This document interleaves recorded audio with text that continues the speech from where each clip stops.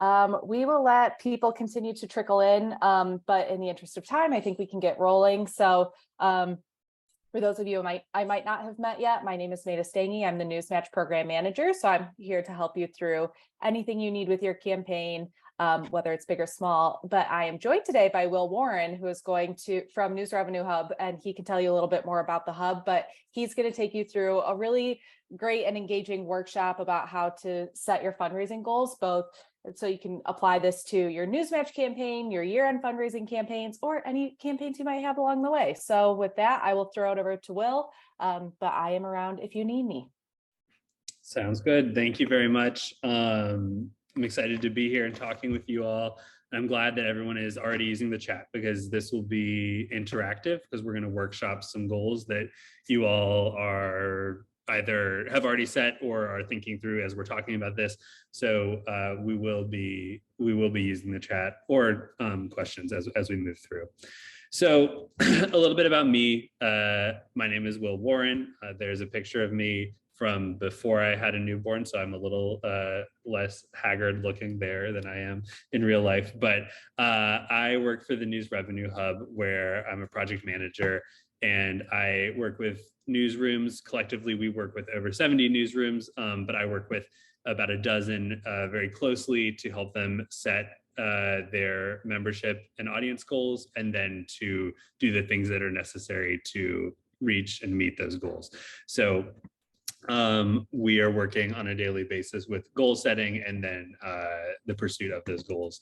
Prior to that, I was at a local paper in DC. I'm still in DC, but I was at a local paper where I was perhaps what many of you are at your own organizations, where I was the person who wore every hat there was to wear. But I started the City Papers membership program and ran it for 3 years, from nothing to a full-fledged program there as well. And like I said, I'm in DC. So I work for the News Revenue Hub, and we are a nonprofit that works with, as I said, over 70 newsrooms to help them build sustainable business models. And we do that in a few ways. We provide technology to our newsrooms. Some of you may use it or have used it during Newsmatch to collect reader revenue. And then we also work specifically with newsrooms hands-on on their membership and audience strategies and execution. And a lot of that experience is what is going to inform this session we're doing today, which is about goal setting. And we were saying that, this can be for your membership campaign. Maybe you're doing a summer campaign now, maybe you're thinking about Newsmatch, maybe you're thinking about the fundraising over the course of a year. But this methodology could very easily be applied to audience goals. Maybe you have an overall traffic goal that you're trying to reach, or something more granular, a number of newsletter subscribers you want to achieve. And this approach to goal setting is going to work for pretty much anything that you want to set a goal to. I know that oftentimes we're thinking about this in the context of membership, but it's not exclusive to that. So with that, we can go ahead and dive in. The agenda is pretty short. Like I said, I want to leave a lot of time for workshopping and asking questions, because that's where a lot of the value of this, I think, comes. So we'll talk briefly about why we bother to set goals, and what makes a good one. Then we'll talk about how we keep goals on track, and then we'll move into that workshopping section, like I said. I know that anytime that there's a PowerPoint, it feels very formal, but please ask questions in the chat, or I guess there's too many of you for me to see if you're raising your hand. So ask a question in your chat, and I'll be happy to address it as we move through the session. So in thinking about why we set goals, let's talk a little bit about what goals can achieve. And in my mind, they provide three major things to really any organization, specifically newsrooms. They provide focus.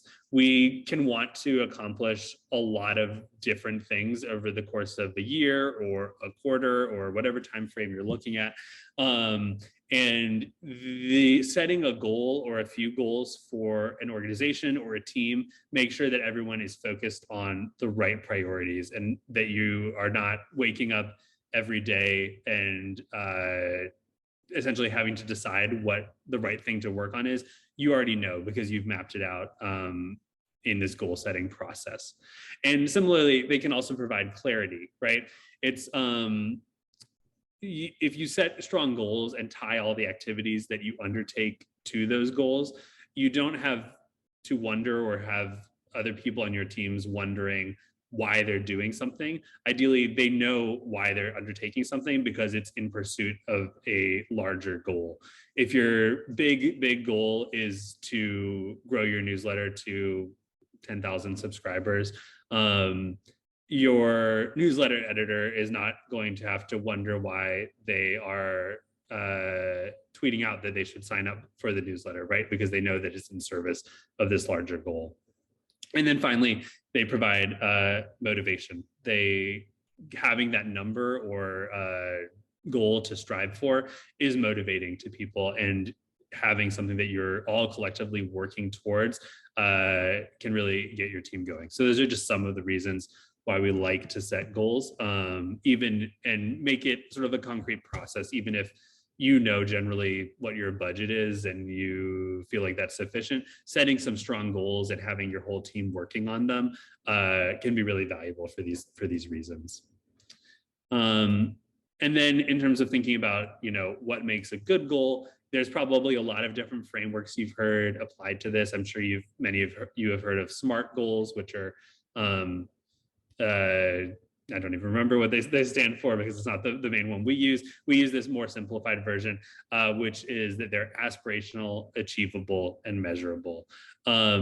So for a goal, you want it to be aspirational. Setting a goal that is something that you know that you will achieve. If you think about those previous things that we said, like it's not going to be very motivating to have a goal that you know that you can get in your sleep without doing any extra work.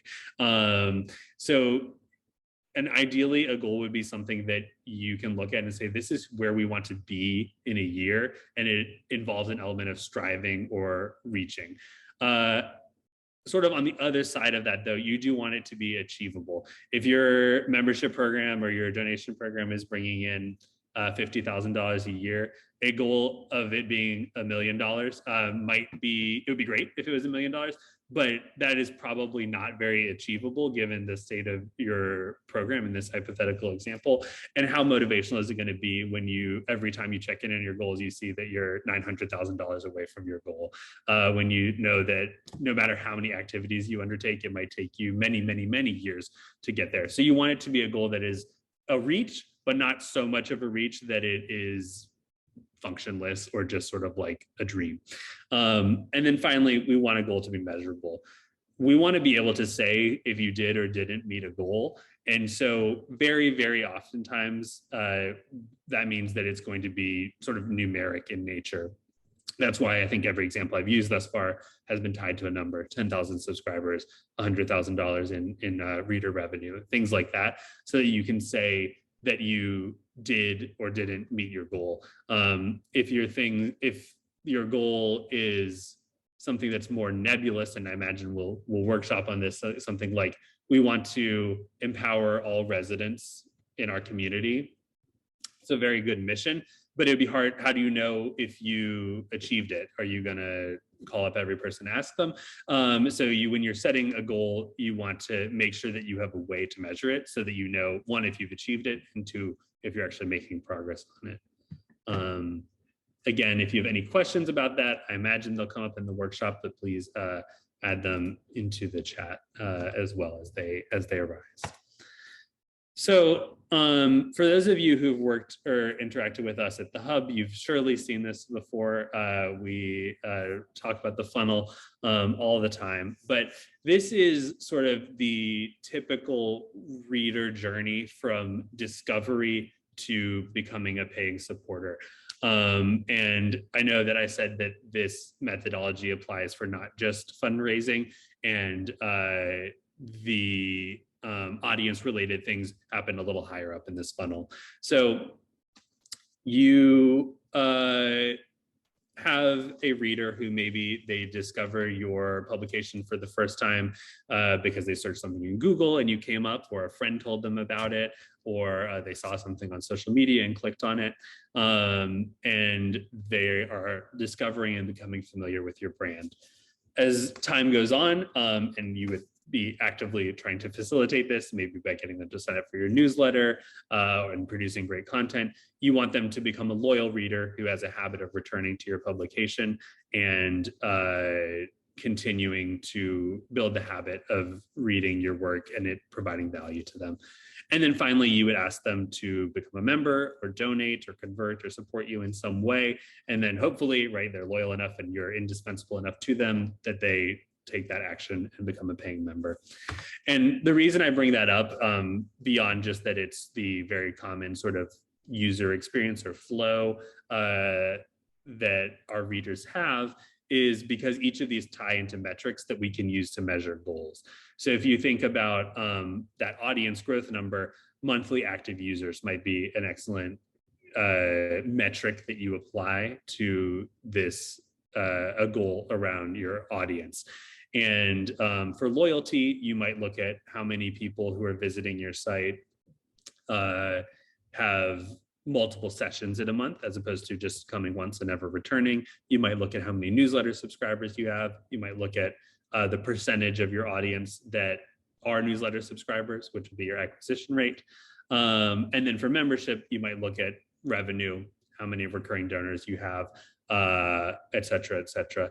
And the other thing that's important to know about these funnel is all of these numbers or metrics contribute to having whatever what we refer to as a North Star membership revenue goal is. So if your goal is to raise $250,000 from your readers this year, you can imagine a lot of different ways that you could get there.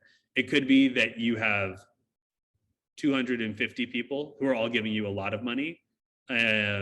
Or it could be that you have a lot of people who are giving you a very small amount of money, or a lot of people and not very many of them are giving you money, or not as many people, but many of them are giving you money. And all of these different numbers can be sort of a way to break up that huge goal. Because if you can imagine, let's say we say our goal is $250,000 in the year. We don't just dust our hands and say, great, done, goal set. How are we gonna get there is just as important a part, if not more so, of setting a goal. And so breaking your goal up into these smaller numbers of, okay, if we want to get this revenue number, we need to have an audience of this size, and this percentage of them need to be members, and this many of them need to be newsletter subscribers, can be a way to make that big goal something that's actually motivating, something that provides clarity to your team, that gives you focus and tells you what activities you need to do and undertake. So I started to talk about some of these, but these are more examples of metrics that we might use to set goals. So overall audience, how many monthly users you have, loyal readers, how many readers are returning as opposed to casual and just coming once. Known contacts is what I've said here, because oftentimes this is newsletter subscribers, but it could be people who have downloaded an app or signed up for texting services or have signed up for browser notifications. But how many people do you have that you can reliably reach out to share your journalism, and also potentially to ask them to contribute to and support it? Your conversion rate is another metric you can use. When I say conversion rate, I mean how many of your known contacts are paying members or donors. And then you could look at average gift amount. Like I was saying, you could have a lot of donors giving you a small amount, or a small number of donors giving you a large amount, and it would be the same thing. So you might set a goal that's in service of your larger revenue goal of increasing the average gift amount rather than increasing the number of people who are giving. And then revenue as well can be a metric. This is 6 commonly used ones, and ones that map to sort of that funnel that I was showing previously, and I think are very easy to interpret as people sort of move through that user experience. But there are many, many more metrics that you could use to evaluate and set goals. But these are just some common ones that we like to use.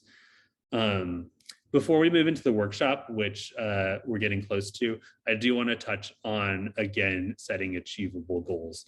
because this is very important. And I think that oftentimes this is a place where I have a lot of questions from organizations of like, how do we know that a goal is achievable or realistic? What's the process for doing that to make sure it's aspirational but not outlandish? And so these are the process or the steps that I would undertake to answer that question. The first thing that I would do is I would look at data. I would look at last year. So like, let's say we're talking about Newsmatch for this year. I would look at how we did during last year's Newsmatch and what the size of our audience was at that point. What size is our audience now? How many newsletter subscribers? And have all of those numbers at the ready. And then also I would look at my budget. Oftentimes our goals don't exist totally in a vacuum, right? They're tied to real numbers that matter and that have to be met in order for the budget. So I'd have that as well. And then I would consider context. So in the example I was providing, we might say, okay, well, this is how well we did during Newsmatch last year.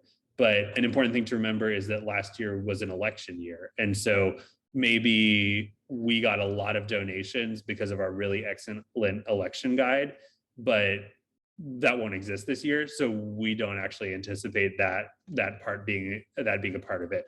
Conversely, maybe, we did so and so well during Newsmatch last year, but since then we've hired 4 reporters because we got a big grant. And so our audience is much bigger. So you have those contextual real numbers, or excuse me, you have the real numbers, and then you add them to context and you adjust based on the reality of the situation, up or down. And then finally think about what activities will you realistically undertake. If our goal is to grow the newsletter by some amount, it's important to think about like, well, what can we actually do to achieve that? If we have the bandwidth to launch 3 new newsletter products, we might think that one goal is realistic. Whereas if all we have time to do is to change the language, asking people to sign up for our pre-existing newsletters once a quarter, the goal might look very different. And so those are the 3 components that I would use to help and sort of like pressure test a number that you're approaching or thinking about to see if this is actually in the realm of achievability. Again, it's supposed to be aspirational and not necessarily a sure bet, but you do want it to be something that is while a reach, at least within reach. And the last note I'll put here before we move into the workshop is that you can set goals that are independent from your budget as well. You might budget for one number and then set a goal that is a little bit beyond it. Can be another way of approaching this.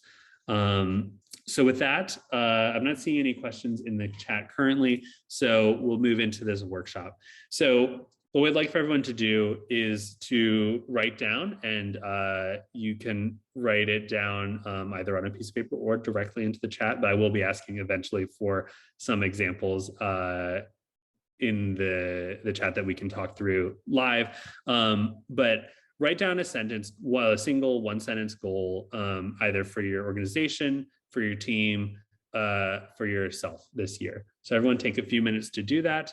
And then we'll have to have 1 or more brave people put it into the chat and volunteer for us to workshop your goal.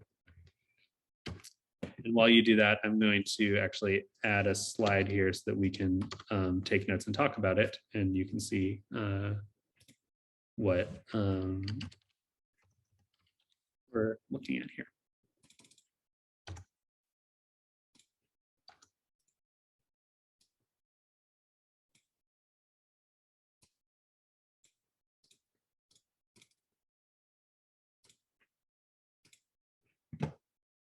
To increase recurring donors by 20% is what Amanda's goal is. Let's see.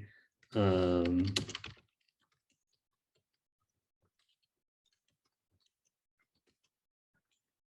if you have questions here, you can post them in the chat as well. Let's get a few more examples of goals.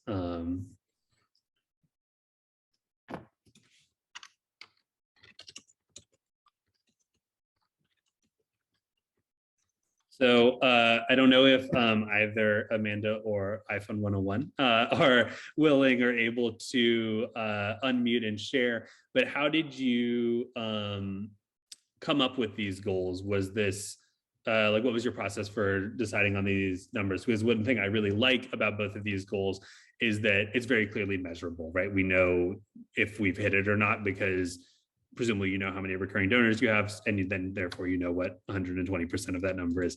And similarly with the double number of paying subscribers. So what was the process for selecting this goal?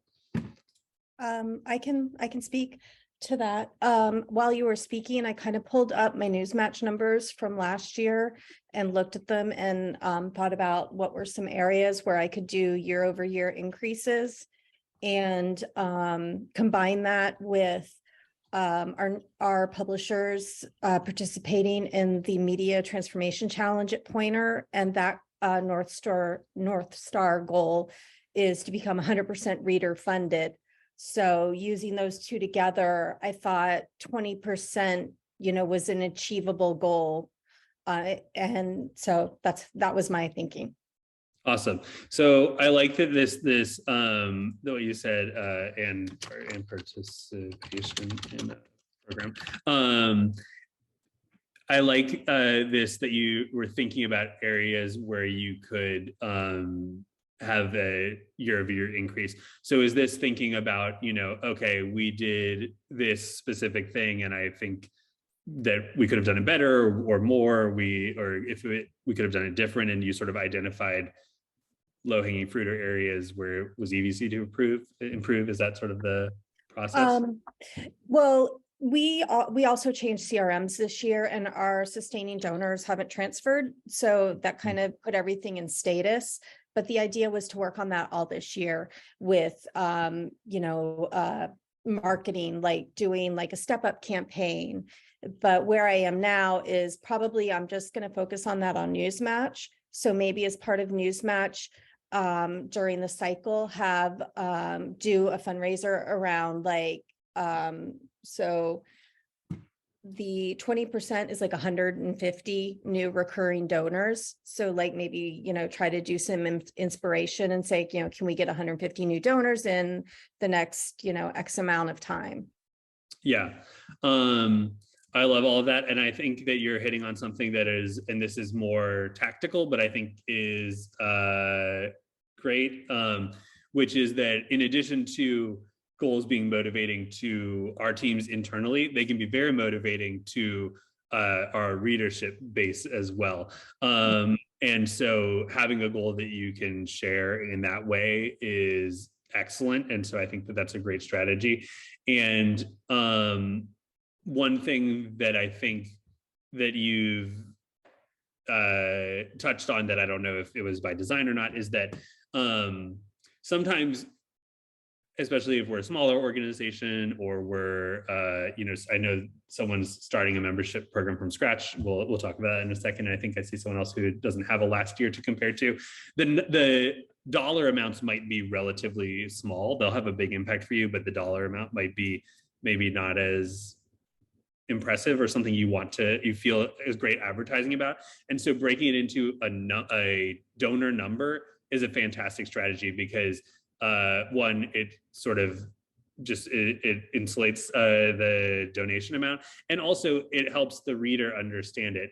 If like your goal is $20,000 during November and all I can give you is $100, I might think like, oh, how much of a difference am I going to make? It's your job to communicate to them that would make a difference. But if I see, oh, I could be 1 out of 100 donors, right? That might be very motivational as well.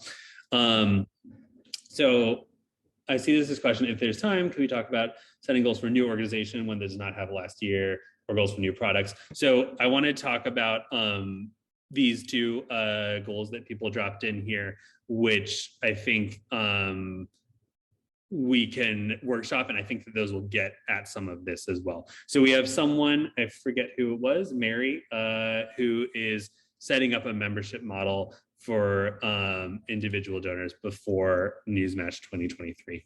I love that you're doing this, and I love that's before Newsmatch, right? I think that this is what I would maybe consider more of like an activity or a process goal.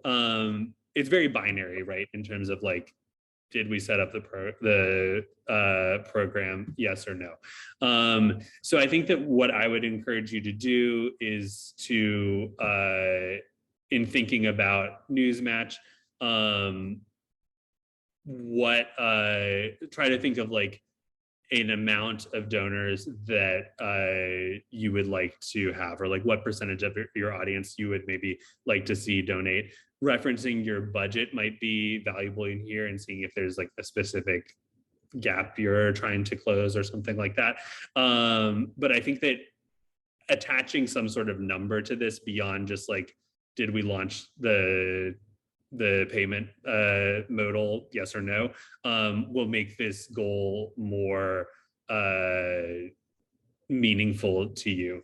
I think that there's still obviously a lot to do here, right? I mean, as I know from starting a membership program from scratch, it's not as simple as just putting up a Stripe payment option on your site. You need to choose, what you're gonna set the defaults at and offer people and all these things that are sort of activities in support of a goal. But I still think that you should look to add some sort of numerical or like revenue related goal there. And this ties into Mara's question of new projects, new organizations, what is an appropriate way to have a goal? So I think this is a very relevant question. So one thing that you can always look at is benchmarks.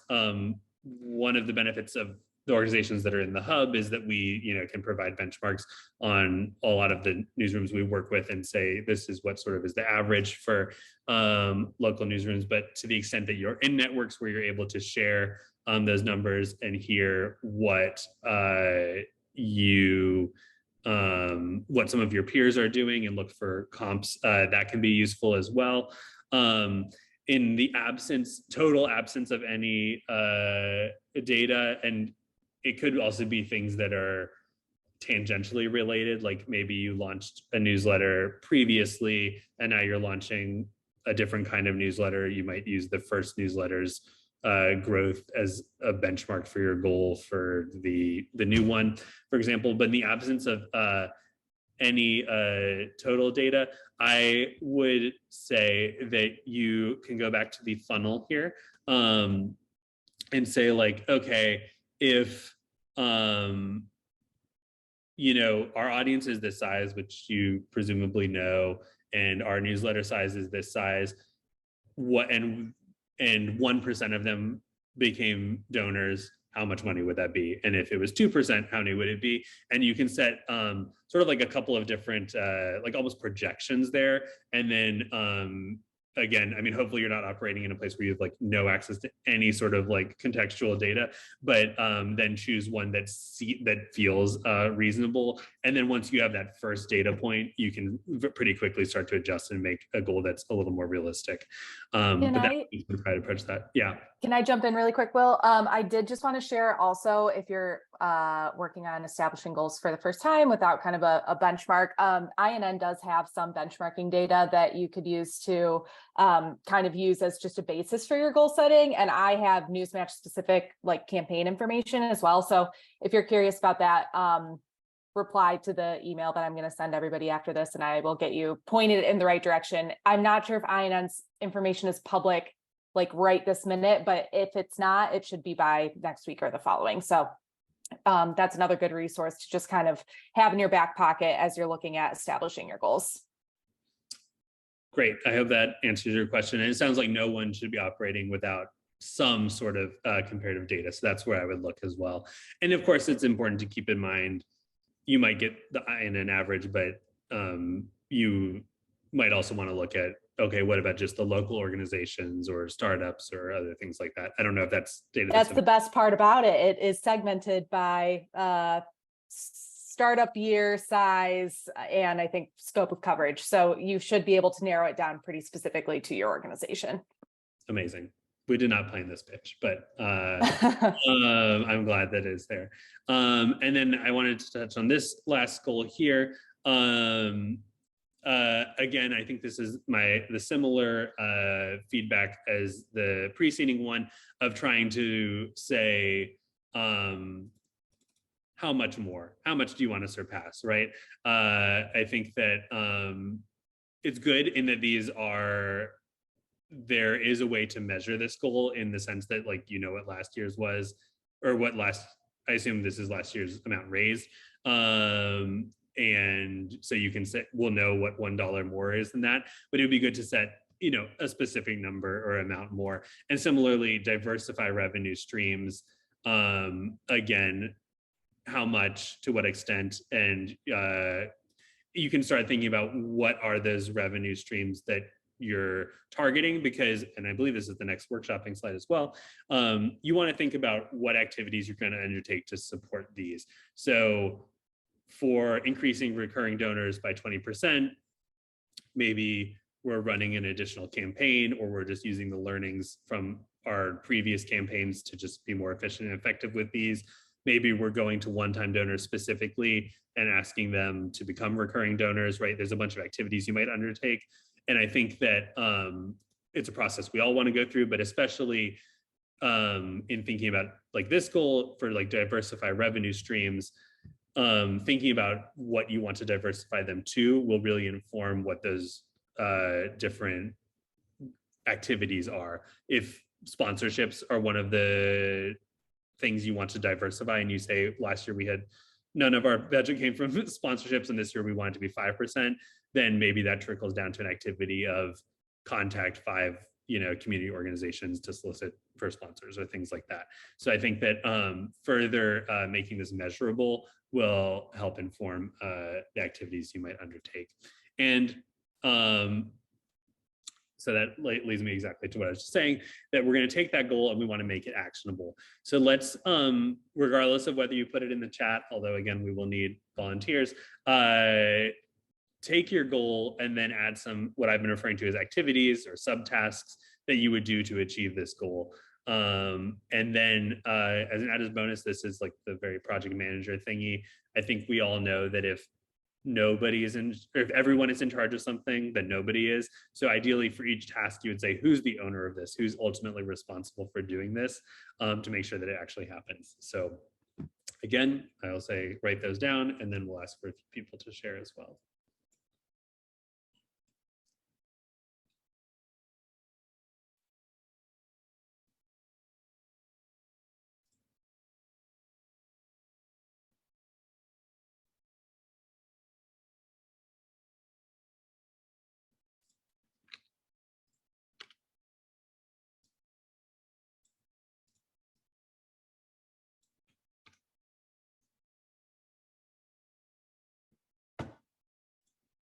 And when you are ready, please add them to the chat. Or you can shout them out, I guess.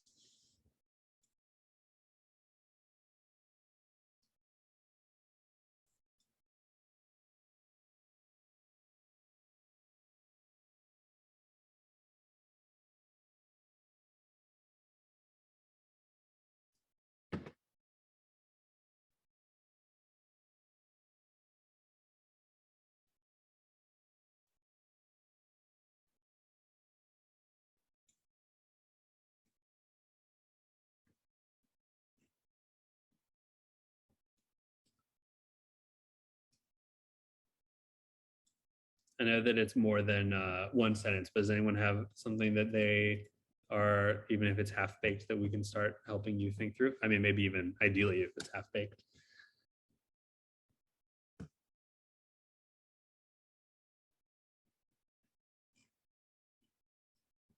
Okay, they're coming in. So Laura, your initial goal was the one about diversifying revenue streams, right? So let's go ahead and grab these and put them in here. And then we can work through some of these as well. This may not work as well. Okay, so for the initial goal, let's copy and paste that, to surpass last year's revenue and diversify revenue streams. And here's how we're going to do it. We're going to review previous donations, assign a solicitor, and then you and your E2E are the team. So this is, so when you say review previous donations, is this sort of like in service of making this goal more measurable, or like what do you're going to review them to do what? Is it okay if I speak? Yes, please. Yeah, absolutely. Just to see who did not give in 2022 and focus on those people as well to try to bring them back in. And also to see at what level the participating donors gave and determine whether the person to make the ask should be my ED or if it should be me, because she might have relationships that I don't with those donors. Awesome. So it sounds like this is going to be a very like targeted and like one-on-one fundraising initiative. Actually, no, it'll be a bit of both. And I think that's to be determined, but definitely a lot of email appeals and then just a few probably direct asks, but that's to be determined as well. Yeah, and this is a great thing that is both tactical, but also could be something that you even set a goal around as well, is different segments. There are your audience, you know, you can break them up lots of different ways, and you might set different goals for different segments of your audience, but certainly you're going to communicate and have different activities for them based around different groups. A lot of organizations, I think one way that they might set different goals is they might have one goal for donations under $5,000 or $1,000, your sort of smaller donors, and they have one goal for that number, and then a bunch of activities in support of that goal, and then they might have a goal for those larger donors who receive, and there's different activities that support those, because you know that's a phone call from the executive director or from Laura, as opposed to a mass email that goes to everyone or everyone else. So I love that. So I said, Candace, you have these awesome activities. I don't know, did you post what the goal they're in service of is? And if not, can you either put it in the chat or yeah. Yeah. So I was iPhone 101. Sorry about that. No, so my goal is to double the number of paying subscribers. And I don't think these two activities would get it all the way there. But I recently did a transition notes that did kind of convert people like decently well. And so the first activity would be repackaging that into like an onboarding series for new people who come onto the newsletter. Mm-hmm. And then the second one would be, and then getting that into MailChimp or something, which I don't currently have set up. I guess I need to figure out, because I use Substack. So I guess figuring out like the mechanics of what I'm going to do there. And then the second one is just like, what's a different angle I could ask the current readers. And then a third thing would probably be like, I probably should paywall some content or something. I don't know. Yeah, and I think that you're hitting on another thing that is tactical, which is that, and also ties into our data collection conversation. And you said that you had something, excuse me, I've been talking all day. You have something that worked well, and now you want to repurpose it. And so immediately you have some data from how that went the first time you used it, and that might help you set a goal around this. So, you know, I'm making it up, but you know, when I sent this email previously, people gave this amount, or you know, the average gift was this amount. And so that might give you something that's a more realistic, or at least it's grounded in reality. I see. You're saying tie it to what I've already seen. Exactly. So you might, I mean, who knows, right? Like it's all about, you'll do something in the real world and then see how it goes, but you at least have a basis of expectation for, when I did this previously with a different subset of people, it had this result. So that might give you a sense of what to expect from doing it. Okay.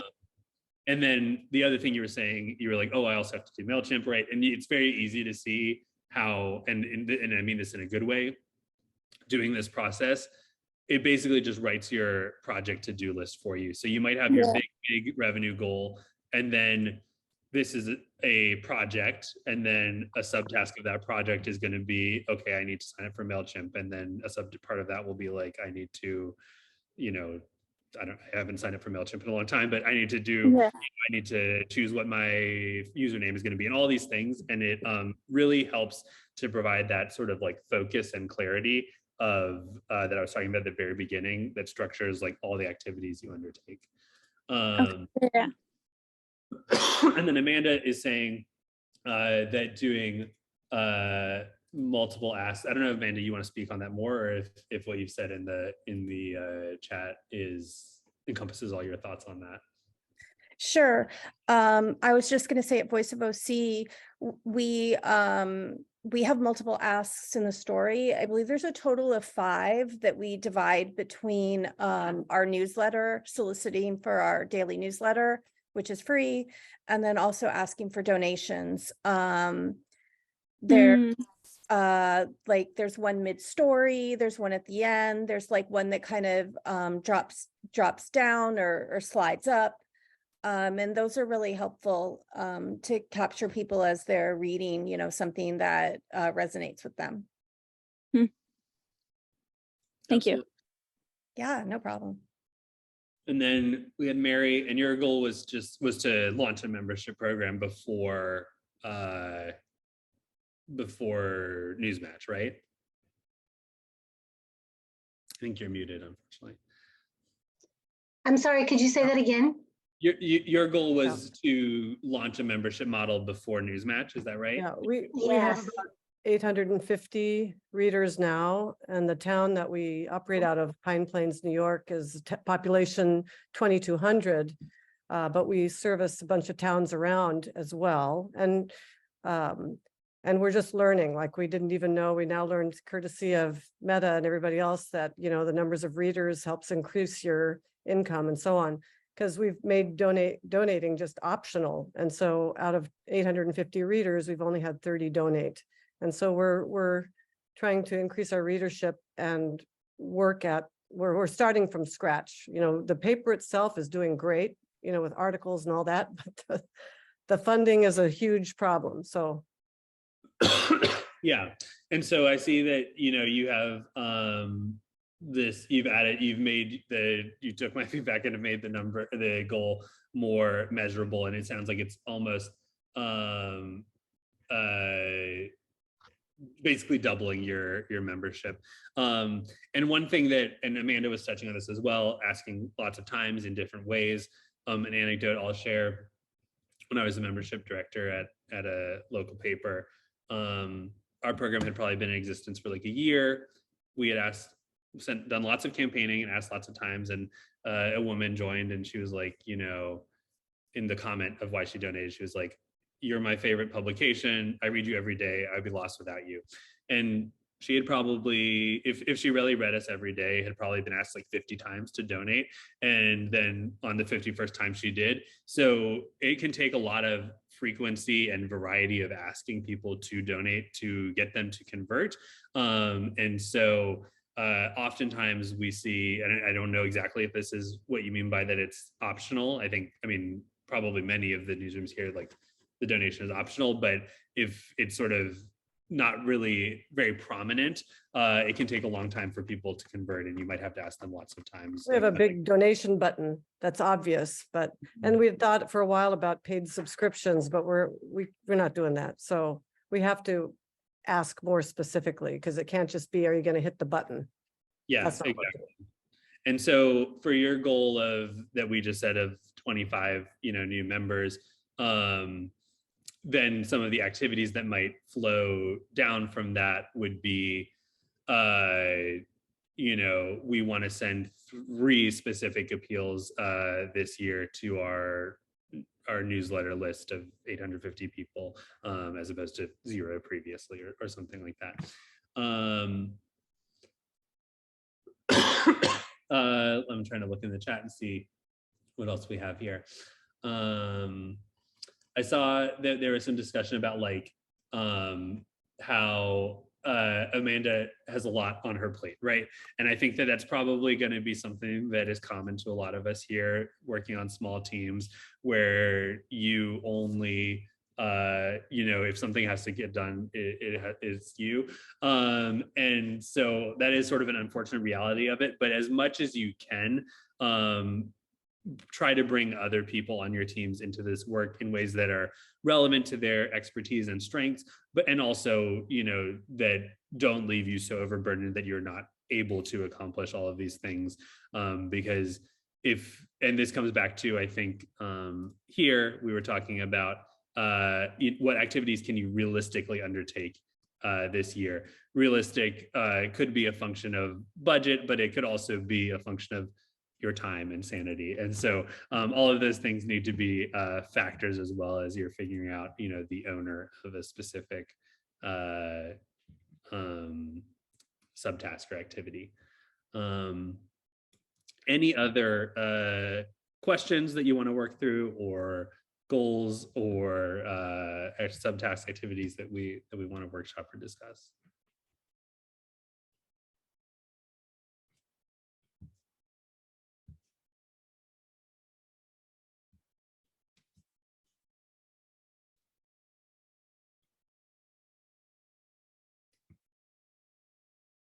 No.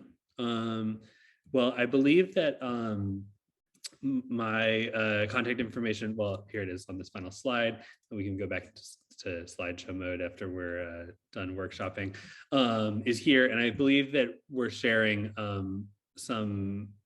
my calendar as well for some further workshopping if you want to take advantage of that. I know that it's hard to think of these goals on the fly. I told you, like, go and look at your past data. You might even still be doing that. And then suddenly he's asking you for, what your goal is. So if you want to follow up and continue this workshopping, that'll be in the follow-up email to do so. But thank you all for taking the time. I'm excited for you to set and work toward and hopefully achieve, if not far surpass, your goals. So thank you very much. Thank you. Thanks, everyone. Have a great day. Thank you. Bye.